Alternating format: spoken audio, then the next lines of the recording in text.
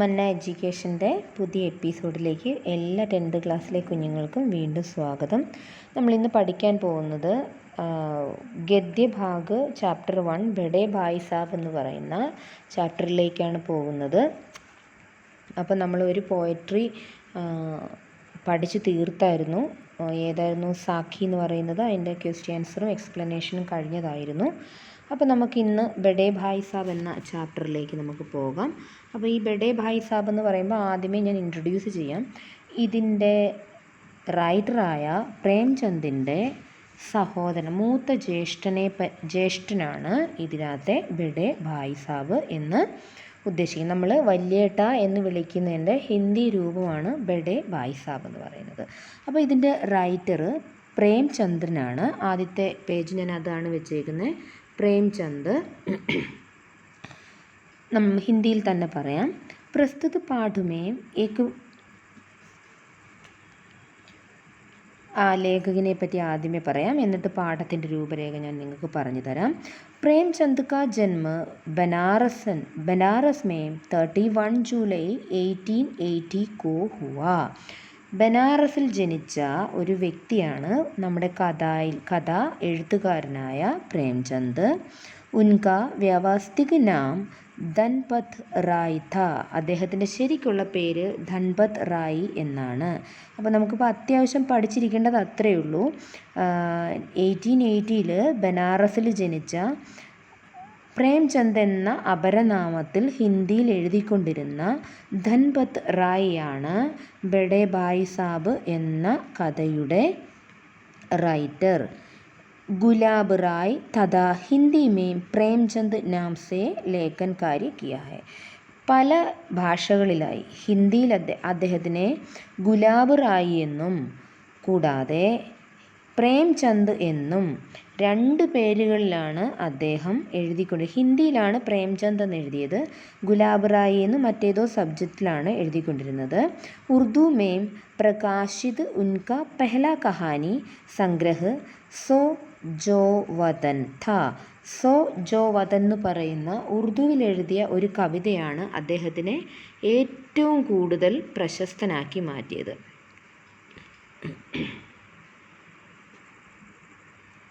നിങ്ങൾ ഇതിൻ്റെ ലേഖൻ പരിചയം നന്നായിട്ട് വായിക്കണം. ലേഖൻ പരിചയം എന്ന് വെച്ചാൽ എബൌട്ട് ഓഥർ എന്നാണ്.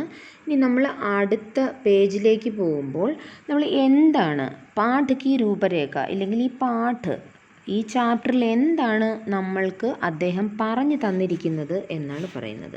അഭി തും ചോട്ടെ ഹോ ഇസ്ലിയെ ഹം ഇസ് കാം മേം ഹാത്ത് മത് ഡാലോ. യഹ് സുനത്തെ ഹി കई बार बच्चों के मन में आता है काशा हम बड़े होते हैं कोई हमें यूं न टोकता, लेकिन इस बुलावे में न रहिएगा क्योंकि बड़े होने से कुछ भी करने का अधिकार नहीं मिल जाता है. അപ്പം നമ്മൾ ആദ്യമേ ഇതിനകത്ത് പരിചയപ്പെടാൻ പോകുന്നത് ഒരു വലിയേട്ടൻ്റെ ഉത്തരവാദിത്തങ്ങൾ എന്താണ്. ഞാൻ എൻ്റെ കാര്യങ്ങൾ ചെയ്തില്ലെങ്കിലും ഒരു വലിയേട്ടൻ എന്ന് പറയുമ്പോൾ അനിയൻ ഉണ്ടായിരിക്കണം, അല്ലെങ്കിൽ അനിയത്തി ഉണ്ടായിരിക്കണം. അപ്പം അവരെ എങ്ങനെ നോക്കണം, അവർക്ക് എന്താണ് ചെയ്തു കൊടുക്കേണ്ടത്, എന്താണ് അവരുടെ ഉത്തരവാദിത്തം എന്നൊക്കെയാണ് ഈ വലിയേട്ടൻ എന്ന സ്ഥാനത്തൂടെ പ്രേംചന്ദിൻ്റെ ബഡേ ഭായ് സാബ് ചെയ്തുകൊണ്ടിരിക്കുന്നത്. പ്രസ്തുത പാഠ് ഞാനൊരു സംഗ്രഹിച്ച് പറയാം. പ്രസ്തുത പാഠമേ ഏക് ബഡേ ഭായ് സാബ് ഹേ ഓർ ഏക് ഉൻക ചോട്ടാ ഭായ് ഹേ. ഇതിനകത്തൊരു വലിയേട്ടനുമുണ്ട്, ഒരു കുഞ്ഞനിയനുമുണ്ട്. ജോ ഉസേ 5 സാൽ ചോട്ടാ ഹേ. ബഡേ ഭായ് സാബിനെക്കാട്ടിലും 5 സാൽ 5 ഇയർ ചോട്ടായാണ് ആര്? നമ്മുടെ കഥാനായകനായ കഥയുടെ റൈറ്ററായ Premchand. Parivar may Bade bhai ഹോനെ K കാരൺ ഉസ്കെ buddy Adarsh മഹത്ത് അപേക്ഷായേം കി ജാതി ഹെ. വലിയ ഉത്തരവാദിത്വങ്ങൾ ആദർശ മഹത്വം എന്ന് പറഞ്ഞാൽ വലിയ ഉത്തരവാദിത്തങ്ങളാണ് അദ്ദേഹത്തിനെ ഏൽപ്പിച്ചു കൊടുത്തിരിക്കുന്നത്. കാരണം വീട്ടിലെ മൂത്ത കുട്ടിയാണ്. വഹ് സ്വയം ബി ഹി കാര്യകർത്തെ ജോസ്കെ ചോട്ടെ ഭായി കെ ലിയെ ആദർശ് ബൻ സക്കെ. എങ്ങനെയാണ്? എപ്പോഴും ചെറിയ കുട്ടികളുടെ മോഡലായിരിക്കണം വലിയേട്ടൻ. അതുകൊണ്ട് ഒരുപാട് ഉത്തരവാദിത്തങ്ങൾ അവർക്ക് ഷോ ചെയ്ത് കാണിക്കേണ്ടതുണ്ടായിരുന്നു. മനസ്സിലായോ? इसलिए वह हर समय पढ़ाई करते रहते हैं और छोटे भाई पर कड़ी നിഗരാണി റക്തേത്തെ. അപ്പോൾ അതുകൊണ്ട് എന്താ ഞാൻ കഥയാണ് പറയുന്നത്. അപ്പം ചോട്ടെ ഭായ് സാബിനെ കാണിക്കാൻ വേണ്ടി, സ്വന്തമായിട്ട് പഠിക്കാൻ വേണ്ടിയല്ല, ചോട്ട അനിയനെ, കുഞ്ഞനിയനെ കാണിക്കാൻ വേണ്ടി സദാസമയം പുസ്തകം തുറന്നു വെച്ച് പഠിക്കും. സദാസമയം എന്ത് ചെയ്യും? അവനെ ഉപദേശിച്ചു കൊണ്ടും ഇരിക്കും. समय समय पर अपने छोटे भाई को पढ़ाई के प्रति गंभीर रूप से सचेत भी करते रहते हैं. എന്ത് ചെയ്യും? എപ്പോഴും വലിയ ഉപദേശങ്ങളൊക്കെ കൊടുക്കും. അങ്ങനെ इस पाठों में स्वार्थक पढ़ाई करने तथा शिक्षा व्यवस्था पर വ്യംഗ്യാത്മക വർണ്ണൻ കിയാ ഗയാ ഹെ. എങ്ങനെയാണ് ഇതിനകത്തൊരു വലിയേട്ടൻ ഒരു കുഞ്ഞു അനിയന് എങ്ങനെയാണ് റോൾ മോഡൽ ആകുന്നത് എന്നുള്ള കാര്യമാണ് ആദ്യമേ പറഞ്ഞ് നമ്മളെ നല്ലൊരു രസകരമായ രീതിയിൽ പഠിപ്പിക്കുന്നത്. ഇതിനകത്തെ കുഞ്ഞനിയൻ പ്രേംചന്ദ് എന്ന കഥ എഴുത്തുകാരനാണ്. വലിയേട്ടൻ എന്ന് പറയുന്നത് പ്രേംചന്ദിൻ്റെ ബഡേ ഭായ് സാബാണ്, എന്ന് വെച്ചാൽ ചേട്ടായി. മേരെ ഭായ് സാബ് മുജ്സെ 5 സാൽ ബഡേ. എൻ്റെ ചേട്ടൻ എന്നെക്കാട്ടിലും 5 വയസ്സ് വലുതാണ്. ലേക്കിൻ കേവൽ 3 ദർജെ ആകെ.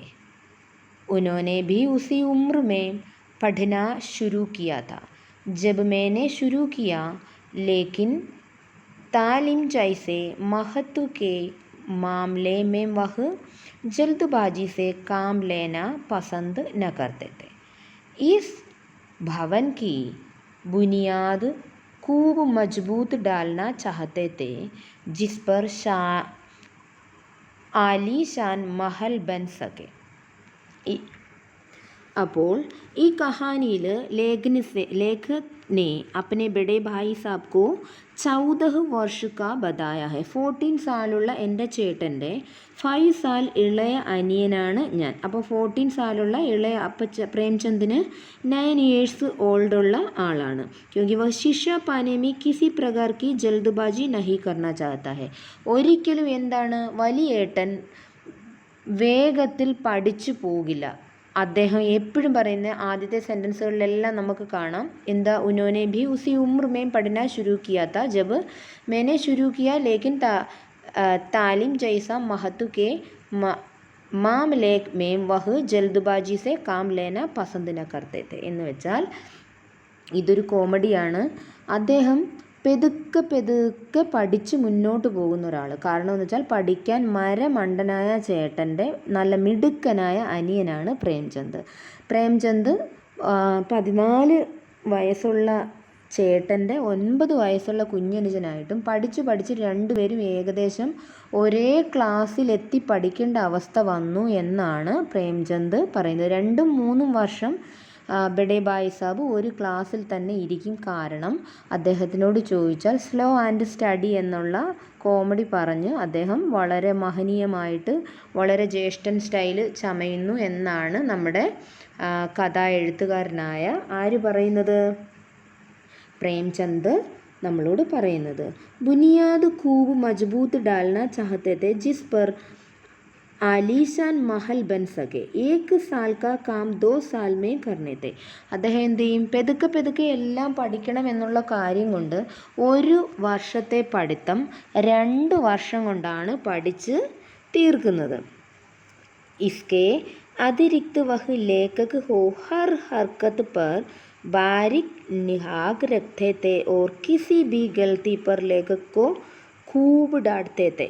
അപ്പോൾ എന്ത് ചെയ്യും, അത് എല്ലാം ഞാൻ പെർഫെക്റ്റ് ആയിട്ടാണ് ചെയ്യുന്നതെന്ന് അനിയനെ കാണിക്കാൻ വേണ്ടി ചോട്ടാ ബച്ച ആയതുകൊണ്ട് എന്ത് ചെയ്യും, വലിയ കുഞ്ഞു തെറ്റ് കാണിച്ചാൽ പോലും ഭയങ്കരമായിട്ട് ഡാട്ട് ചെയ്യുമെന്ന് വെച്ചാൽ വഴക്ക് പറഞ്ഞ് അവനെ ഭയങ്കരമായിട്ട് പറഞ്ഞ് മനസ്സിലാക്കാനുള്ള ഡ്രാമയൊക്കെ ഇദ്ദേഹം കാണിക്കും. വഹ് സ്വഭാവ് സെ ബഡേ अध्ययनशील थे, हर दम किताब खोले बैठे रहते और शायद दिमाग को आराम देने के लिए कभी काफ़ी पर किताब में हाशियों पर चिड़ियों कुत्तों बिल्लियों भी തസ്വീരും ബനായ കർത്തേത്തെ. എപ്പോഴും പഠിക്കുന്നെന്ന് പറഞ്ഞുകൊണ്ട് ബുക്ക് നിവർത്തി വെച്ച് ആരാം ചെയ്തുകൊണ്ട് ഇങ്ങനെ ഇരിക്കുമ്പം ചെന്ന് നോക്കുമ്പം പുള്ളി എന്തായിരിക്കും ചെയ്യുന്നത്? പുസ്തകത്തിനകത്ത് ബില്ലി പൂച്ച, ചിടിയ പക്ഷികൾ, കുത്തും പട്ടി, ഇതിൻ്റെയൊക്കെ തസ്വീറും രൂപരേഖകൾ ബനാദിച്ച് ഉണ്ടാക്കിക്കൊണ്ട് ഇങ്ങനെയായിരിക്കും അദ്ദേഹം ഇരിക്കാറ്. കബി കബി ഏക് ഹി നാം യാ ശബ്ദ യാ വാക്യ 10-20 ബാർ ലിഖ് ഡാൽത്തെ. ഒരേ വാക്ക് തന്നെ 10-20 പ്രാവശ്യം ഇങ്ങനെ വരച്ചുകൊണ്ടിരിക്കും. ആര്? നമ്മുടെ ബഡേ ഭായ് സാബ്. ഇനി കബി ऐसी शब्द रचना करते जिसमें न कोई अर्थ होता न कोई समझे. मसलन एक बार उनकी काफ़ी पर मैंने एक इबारत देखी, स्पेशल अमीना भाइयों भाइयों दर असल भाई भाई राधे रामयाम श्रीयुत राधे श्याम एक घंटे तक इसके बाद एक आदमी का चेहरा बना हुआ था. ഇങ്ങനെയുള്ള പഠിക്കാനിരിക്കുമ്പം ബഡേ ഭായ് സാബ് 12 അവേഴ്സ് വെറുതെ ഇങ്ങനെ പഠിക്കുക എന്ന് പറഞ്ഞ് കുത്തിയിരിക്കും. പക്ഷേ പുള്ളിക്കാരൻ ചെയ്യുന്നത് എന്താണ്? ഓരോരുത്തരുടെ പട്ടിയുടെയും പൂച്ചയുടെയും ചിടിയുടെയും മുഖങ്ങളും കുറേ എന്തൊക്കെയോ കഥ വായിച്ചിട്ട് അതിൻ്റെ രൂപരേഖകൾ വെറുതെ ഇങ്ങനെ വായിച്ച് കുറിച്ച് ഇങ്ങനെ ഉണ്ടാക്കിക്കൊണ്ടേ ഇരിക്കും. അതാണ് അദ്ദേഹം ആകെ ചെയ്യുന്ന കാര്യങ്ങൾ. ഇനി അടുത്തത് പറയാൻ പോകുന്നത് ബഡേ ഭായ് സാബുക്കെ നിർദ്ദേശ് ഓർ നസീഹത്തെ. എന്തൊക്കെയാണ് ഇങ്ങനെയൊക്കെ കാണിക്കുക? ഇപ്പം നമ്മുടെ ബഡേ ഭായ് സാബിൻ്റെ വ്യക്തിത്വത്തെക്കുറിച്ചാണ് പറഞ്ഞത്. ചേട്ടൻ കാണിക്കുന്നതെല്ലാം അനിയന് വേണ്ടിയാണ്. അനിയൻ ഇത്രയും സമയം ഇരുന്ന് പഠിക്കാൻ വേണ്ടിയാണ് ചേട്ടൻ അത്രയും സമയം ബുക്കിൻ്റെ മുന്നിലിരിക്കുന്നത്. ചെറിയ തെറ്റുകൾക്ക് പോലും വലുതായിട്ട്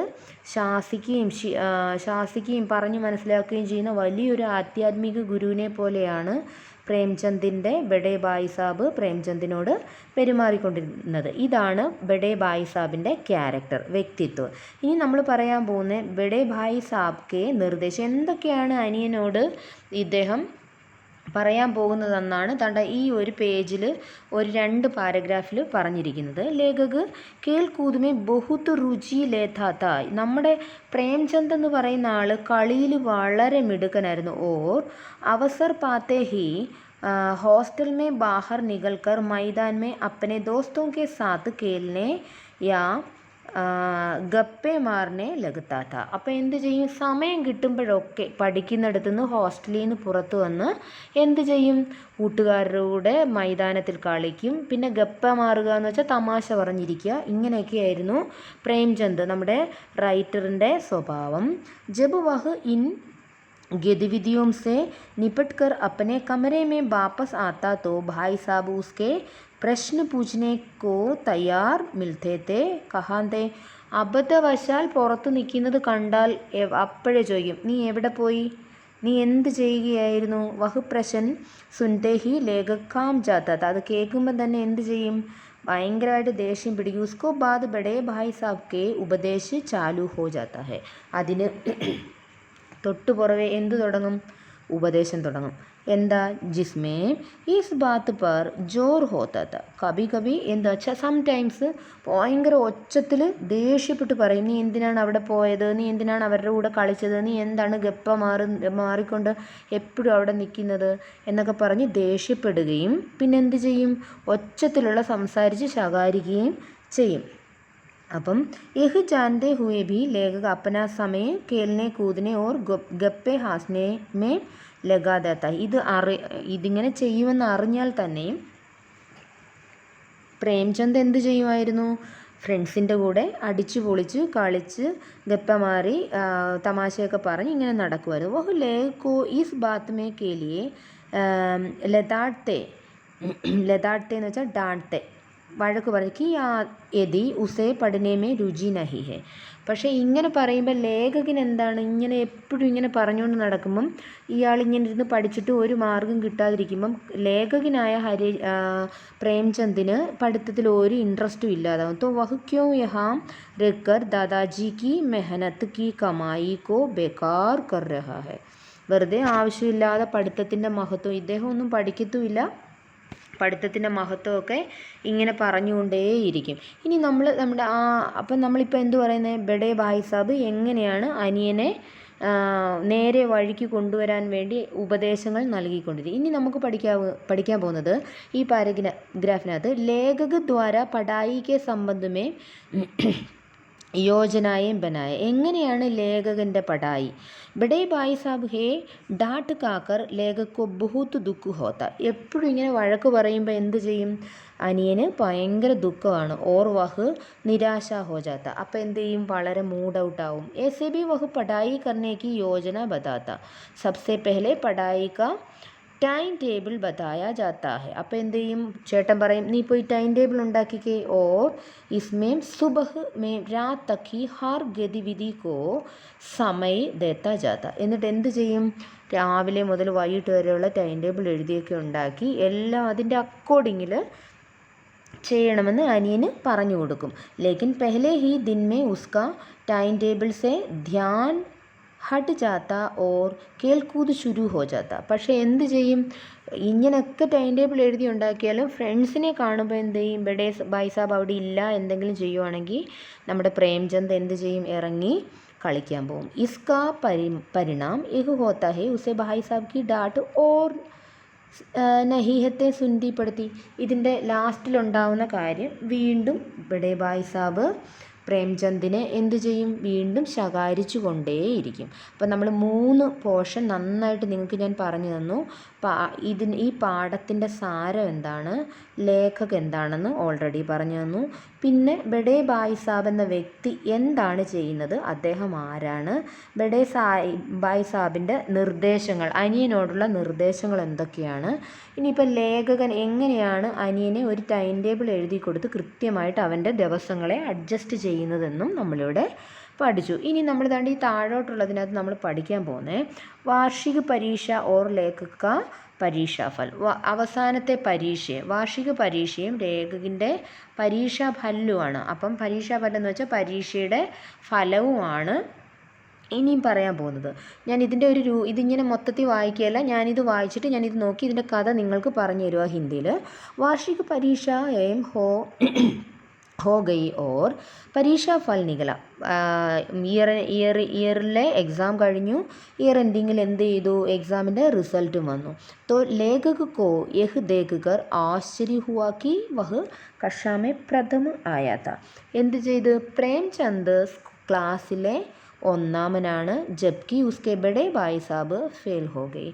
എൻ്റെ ചേട്ടായി എന്ത് ചെയ്ത്? ചേട്ടായി, മഹാനായ ചേട്ടൻ ഫെയിലായി പോയി. ऐसे में उसका दिल गया कि वह जाकर बड़े भाई साहब के पूछे कि तुमके इतना पढ़ लिख कर कौन सा तीर मार लिया.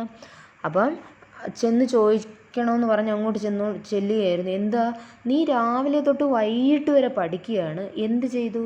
നിൻ്റെ മാർഗമെല്ലാം എവിടെ പോയി? നീ തോറ്റുപോയല്ലോ. ഞാൻ കളിക്കും, സന്തോഷിക്കും, എൻജോയ് ചെയ്യും, എൻ്റെ കൂട്ടുകാരോടൊപ്പം ഗപ്പ മാറും, എന്നിട്ടും ഞാൻ എന്ത് ചെയ്തു? ക്ലാസ്സിലെ പ്രഥമ സ്ഥാനം എനിക്ക് കിട്ടി.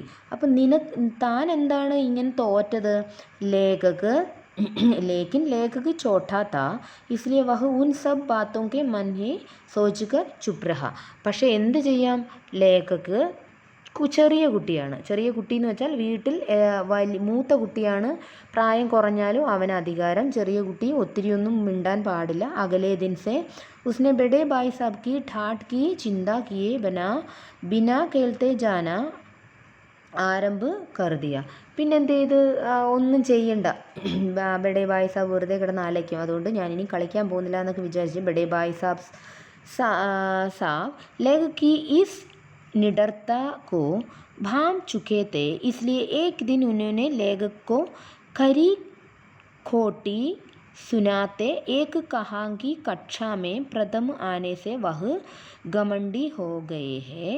उन्होंने रावण का उदाहरण देते हुए कहा कि. അപ്പോൾ എന്ത് ചെയ്തു? ഒരു ദിവസം ക്ലാസ്സിൽ അനിയൻ ഏറ്റവും മുന്നിൽ വരുന്നതിന് ഭയങ്കര ഗമണ്ടിയായി, ഭയങ്കര തലക്കനത്തിൽ ചെന്ന് പറഞ്ഞപ്പം എന്താണ് പറഞ്ഞ്? രാവണൻ്റെ കഥ പറഞ്ഞ് അദ്ദേഹം എന്ത് ചെയ്തു? അവനെ അടിച്ചമർത്തി. ഉന്നോനെ ലേഖകോ ഗമണ്ട് त्याग कर पढ़ाई पर ध्यान देने के लिए कहा था. साथ भी लेखक को यह भी बताया कि वह इस बार प्रथम आ गया तो यह कोई बड़ी बात नहीं. അപ്പോൾ എന്തു പറയുന്നത്? നീ ആദ്യം വന്നു, അല്ലെങ്കിൽ നീ ക്ലാസ്സിൽ ടോപ്പ് വന്നു എന്ന് പറഞ്ഞാൽ അത് വലിയ കാര്യമൊന്നുമല്ല.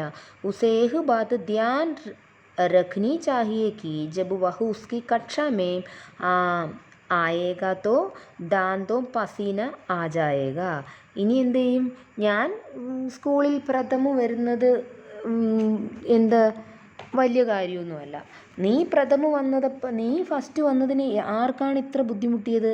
എൻ്റെ വായിൽ കൂടെയാണ് എന്ത് ചെയ്ത് പത വന്നത്. എന്ത് കാരണം? ഞാൻ അത്രയ്ക്ക് കഷ്ടപ്പെട്ടു നിനക്ക് ഫസ്റ്റ് കിട്ടാൻ എന്നാണ് അദ്ദേഹം പറഞ്ഞത്. എന്ന് വെച്ചാൽ എൻ്റെ വിയർപ്പാണ് എൻ്റെ പസീനയാണ് നിൻ്റെ എന്ത് വിജയം എന്നാണ് നമ്മുടെ ബഡേ ഭായ് സാബ് അദ്ദേഹത്തിനോട് ഗമണ്ട് പറയാൻ ചെന്ന അനിയനോട് പറയുന്നത്. അടുത്തത് നമ്മൾ പറയാൻ പോകുന്നത് ക്യൂങ്കി इंग्लिस्तान का इतिहास पढ़ना पड़ेगा जिसमें 8 तो हेनरी हुआ है, दर्जनों जेम्स और दर्जनों ही बिलियस और कोटियों चार्ल्स. इसके नाम और काम याद करते चक्कर आने लगते हैं. ज्योमेट्री छात्रों का खून चूस लेती है. അപ്പം ഇതൊക്കെ ഇദ്ദേഹം ഈ പറയുമ്പോൾ എന്തോ പറയുന്നത്? നിന്നെ ഓരോന്ന് ഇരുന്ന് പറഞ്ഞും പഠിപ്പിച്ചും ഒക്കെ എന്താണ് ഞാൻ പഠിച്ച് എൻ്റെ ചോര പോലും ഇല്ലാതായി. ആ ഒരു പരുവത്തിലെത്തി. എന്തെന്നാ പറയുന്നത്? എൻ്റെ പഠിത്തം. അതുകൊണ്ട് ഞാനതൊക്കെ പെതുക്കെ സാവകാശം, നിൻ്റെ കൂട്ട് പെട്ടെന്ന് പഠിച്ചു പോകുന്നത് എനിക്കിഷ്ടമല്ല. അതുകൊണ്ട് തോറ്റാലും എനിക്ക് പ്രശ്നമല്ല, ഞാനത് പെതുക്കെ പഠിച്ചു പോകും എന്നാണ് നമ്മുടെ മിടുക്കനായ ബഡേ ഭായ് സാബ് നമ്മളോടിവിടെ ഈ കഥയിലൂടെ പറയുന്നത്. അത് പ്രേംചന്ദ് നമ്മളോട് പറയുകയാണ്, എൻ്റെ ബഡേ ഭായ് സാബ് ഇങ്ങനെ ആയിരുന്നു എന്നൊക്കെ നമ്മളോട് പറഞ്ഞു തരികയാണ് ഈ കഥയിലൂടെ ചെയ്യുന്നത്. ഇനി നമുക്ക് ലേഖക് വേറെ ഒരു കഥയും ബഡേ ഭായ് സാബിനെ പറ്റിയുള്ള വേറൊരു തമാശ രൂപത്തിലുള്ള ഒരു കാര്യവും കൂടെ നമുക്ക് പറഞ്ഞു തരികയാണ്. അഗലെ വർഷ की परीक्षाएं हुई और लेखक फिर अपने दर्जे में अव्वल आया. बड़े भाई साहब ने दिन रात एक करके पढ़ाई की थी.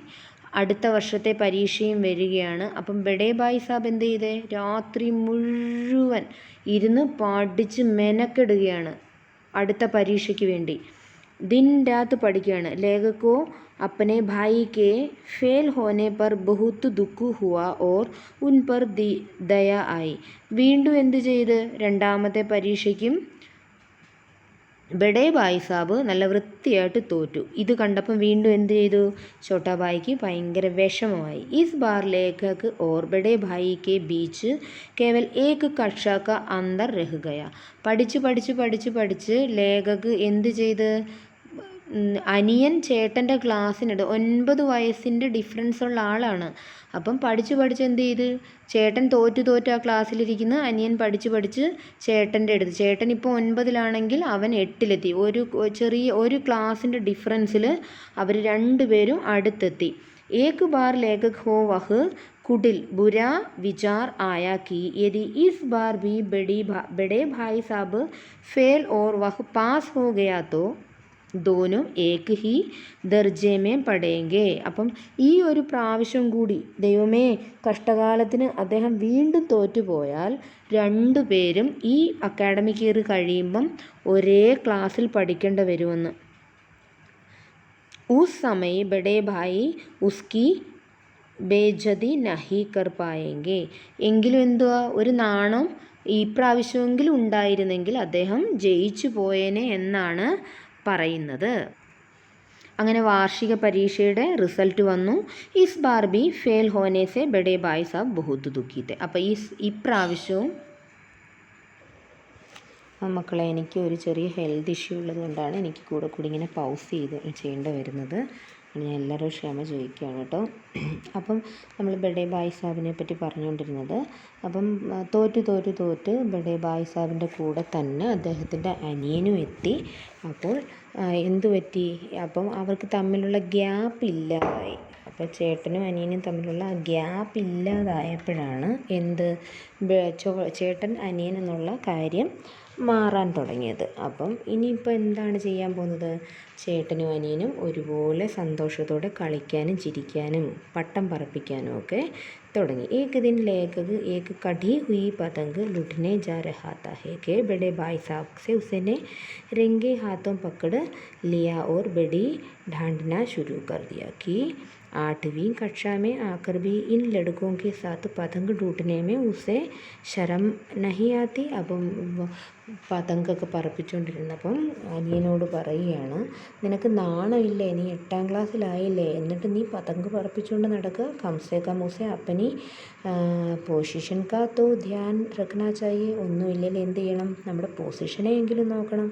കിസി ജമാനെ में इतने पढ़े लिखे लोग नायब तहसीलदार ഡെപ്റ്റി മജിസ്ട്രേറ്റ് ഇങ്ങനെയുള്ള ആൾക്കാരൊക്കെ താമസിക്കുന്ന സ്ഥലത്ത് ഇങ്ങനെയൊക്കെ ചെയ്യാൻ പാടുണ്ടോ? യഹ് മാൻ ലിയാ കി തും ഹോഷിയാർ ഹോ और यह भी से सकता है कि तुम कल मेरी कक्षा में आ जाओ या मेरे से भी आगे निकल जाओ. इसका वह अर्थ नहीं है कि मैं तुमसे कुछ नहीं कह सकता और तुम अपनी मनमानी करके रहेंगे. ഇപ്പോൾ എന്ത് പറഞ്ഞാലും ഇപ്പം നീ നാളെ എൻ്റെ ക്ലാസ്സിൽ വന്നിരുന്ന് പഠിച്ച് അതിന് മുന്നേ പോയാലും എന്താണ്, ഞാൻ നിൻ്റെ ജ്യേഷ്ഠൻ തന്നെയാണ്, നിന്നെ ഞാൻ ഉപദേശിക്കുക തന്നെ ചെയ്യും. बड़े भाई साहब ने लेख को अनुभव का महत्व बताने हुए कहा कि പ്രായമാണ് അനുഭവമെന്നും ഹമാരെ ദാദ ഓർ അമ്മ അധിക പഠേ ലിഖേ നഹി ഹെ. നമ്മുടെ അമ്മയും ദാദയൊന്നും അധികം പഠിച്ചിട്ടുള്ള ആളല്ലല്ലോ. ലേഖൻ വഹ് ഉൻകാ ഹക്ക് ഹേ കി വഹ് ഹമേ സംജായെ. പ്രായത്തിൻ്റെ മുതിർപ്പാണ് നമ്മളെ എപ്പോഴും മറ്റുള്ളവരെ മനസ്സിലാക്കിക്കാനുള്ള വഴി. എന്ന് വെച്ചാൽ പ്രായമുള്ളവരാണ് ചെറിയവരെ പറഞ്ഞു മനസ്സിലാക്കുന്നത്, ചെറിയവരല്ല. ഉन्होंने कई स्थितियों का उदाहरण देकर बताया कि तजुर्बाकार व्यक्ति चाहे पढ़ा लिखा न हो फिर भी पढ़े लिखे कम अनुभवी व्यक्ति से अधिक समझदार लेता है. പിന്നെന്തോ പറയുന്നത്? അധികം പഠിച്ചിട്ടില്ലെങ്കിലും അനുഭവമുള്ളവരാണ് അറിവുള്ളവർ. ഇനി മുന്നോട്ട് പറയുന്നത് उन्होंने अपने दादाजी अम्मा जी और अपने हेडमास्टर का उदाहरण देकर लेखक को समझाया कि पढ़ा लिखा होना एक बात है और अनुभवी होना एक अलग बात. പഠിക്കുന്നതൊക്കെ ഒരു കാര്യമാണ്, പക്ഷേ എന്താണ്, അനുഭവമാണ് ശരിക്കുള്ള वही. उन्होंने एक लेख को समझाया हुआ फिर कहा कि घमंड करना अच्छी बात नहीं है. मैं बड़े और अनुभवी होने के ताने तुम्हें राह से भटकने नहीं दूंगा. അപ്പോൾ എന്താ പറയുന്നത്? ഞാൻ പഠിച്ചില്ല എങ്കിലും നീ വലിയ പഠിപ്പ് ഉണ്ടായാലും നിൻ്റെ വഴിയിലൊന്നും ആരും തടസ്സം ഉണ്ടാക്കാൻ ഞാൻ സമ്മതിക്കത്തില്ല. നീ പന്നലായി പോകാൻ ഞാൻ സമ്മതിക്കത്തില്ല. മാനി തോമേ തപ്പട് ബി മാർ സക്താ ഹൂം. പറഞ്ഞത് മനസ്സിലായില്ലെങ്കിൽ ഞാൻ എന്ത് തരും? നല്ല അടി വെച്ച് തരും എന്നാണ് പറയുന്നത്. ഇനി നമുക്ക് പറയാം ലാസ്റ്റിൽ ലേഖക് ബഡേ ഭായ് സാബ് की इस बात की पूरी तरह सहमत है कि बड़े और अधिक अनुभवी होने के नाते बड़े भाई साहब को उसे अधिक समझ है. അപ്പോൾ ഇപ്പോൾ ലാസ്റ്റിൽ നമ്മൾ പറയാൻ പോകുന്നത് കഥയുടെ അവസാനം പഠിച്ചാലും ചേട്ടൻ തന്നെയാണ്. എനിക്ക് വേണ്ടി സഹിച്ച അനുഭവങ്ങളൊക്കെ പറഞ്ഞുകൊണ്ട് കഥ അവസാനിക്കുകയാണ്. അപ്പം നല്ലൊരു കഥയായിരുന്നു. ചേട്ടൻ അനിയന് വേണ്ടി എങ്ങനെ ഒരു മോഡലാകാൻ വേണ്ടി സ്വയം ജീവിതം മാറ്റിവെച്ച് അനിയന് മോഡലായി മാറിയ ഒരു നല്ല ചേട്ടൻ്റെ കഥയാണ് നമ്മളിവിടെ പഠിച്ചത്. എല്ലാവർക്കും ഈ കഥ ഇഷ്ടപ്പെട്ടെന്ന് കരുതുന്നു. അപ്പം ഇതിന് ക്വസ്റ്റ്യൻ ആൻസറുമായിട്ട് അടുത്ത വീഡിയോയിൽ നമുക്ക് കാണാം. എല്ലാവർക്കും നല്ല ദിവസം നേർന്നുകൊണ്ട് ബൈ.